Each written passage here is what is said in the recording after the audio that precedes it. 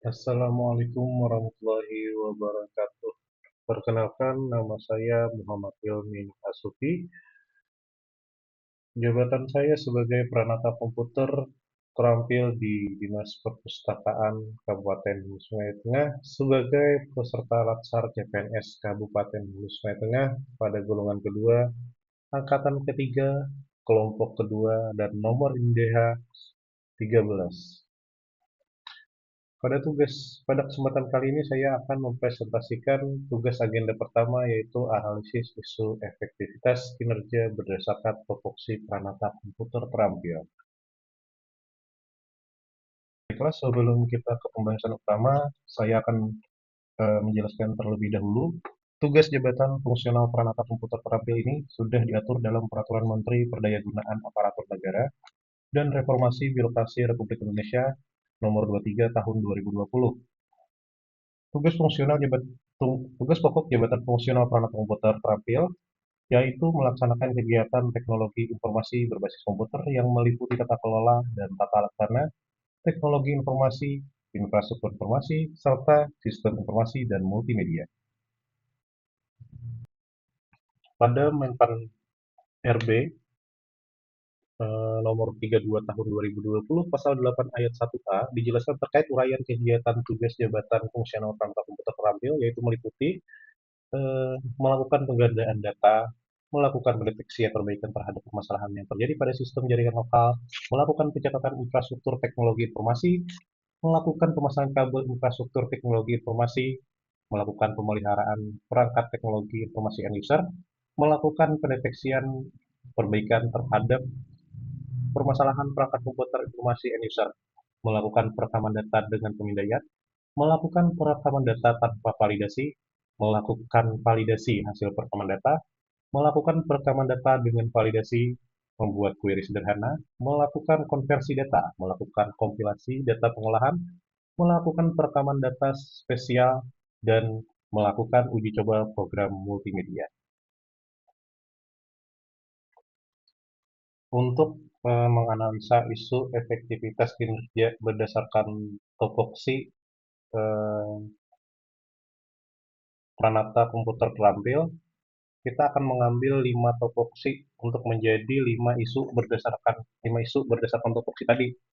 Yaitu saya akan mengambil 5, yaitu ada belum optimalnya proses penggandaan data, yang kedua belum optimalnya melakukan pendeteksi atau perbaikan terhadap permasalahan perangkat teknologi informasi end user, yang ketiga belum optimalnya melakukan pemeliharaan perangkat teknologi informasi end user, dan yang keempat belum optimalnya melakukan konversi data, yang kelima belum optimalnya melakukan kompilasi data pengolahan. Nah, kelima ini akan kita olah di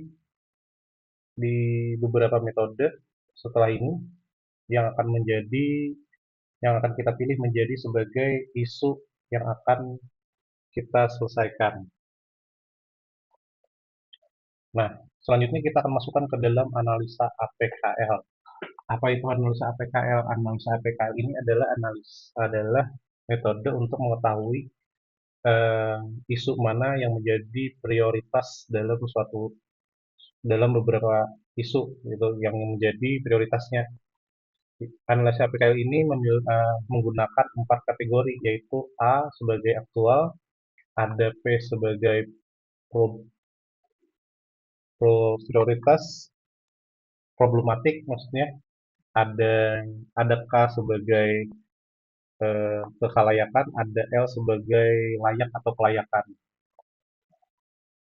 Pada analisa pada metode ini kita akan mengambil 3 identifikasi masalah, yaitu yang pertama ada belum optimalnya proses penggandaan data yang menjadi yang mendapat nilai total 19 dari 4 kategori tadi. 19.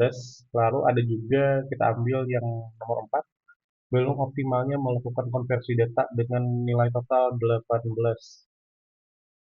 Selanjutnya kita juga akan mengambil nomor 5, yaitu belum optimalnya melakukan kompilasi data pengolahan pada nomor 15.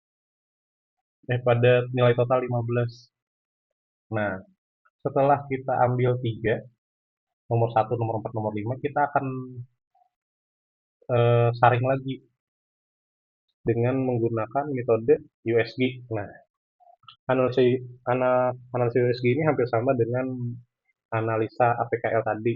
Namun dia menggunakan tiga kategori, yaitu U sebagai urgensi, tingkat keseriusannya, ada ada S sebagai seriousness, ada juga G sebagai growth. Nah, pada analisa isu USG ini kita akan mendapatkan satu isu yang menjadi prioritas yang harus kita selesaikan, yaitu belum optimalnya proses penggandaan data dengan nilai total 14. Nah, lalu setelah setelah kita mendapatkan permasalahan yang harus kita selesaikan, kita akan masukkan dengan metode fishbone diagram. Nah, fishbone diagram ini fungsinya apa? Fungsinya untuk mengetahui akar masalah dari suatu masalah. Nah, jadi kenapa disebut dengan uh, fishbone atau biasa disebut juga akar tulang ikan karena bentuknya seperti tulang ikan. Di tulang ikan terdapat kepala yang menjadi masalah utamanya.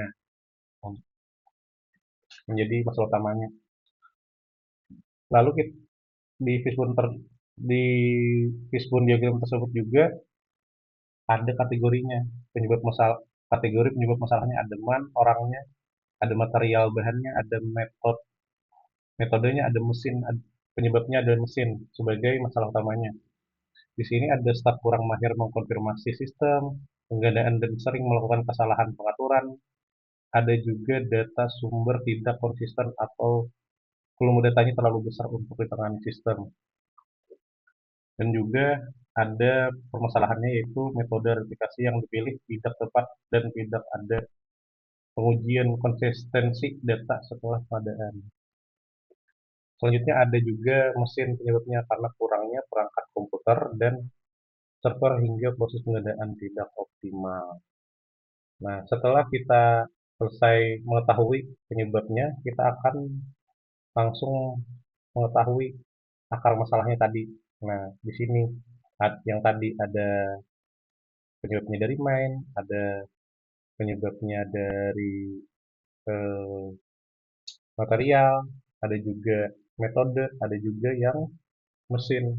Nah, setelah kita menemukan masalah, kita akan mendapatkan alternatifnya yaitu pelatihan intensif pada tools replikasi dan membuat SOP konfigurasi yang jelas untuk akar masalah yang main.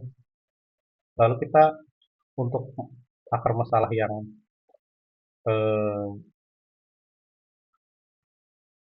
eh, material, kita akan melakukan pembersihan data atau data cleansing.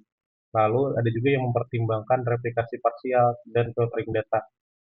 Untuk alternatif pemecahan akar masalah yang metode, kita akan menerapkan jadwal shift dan validasi data secara berkala untuk mendeteksi data duplikat atau inkonsisten.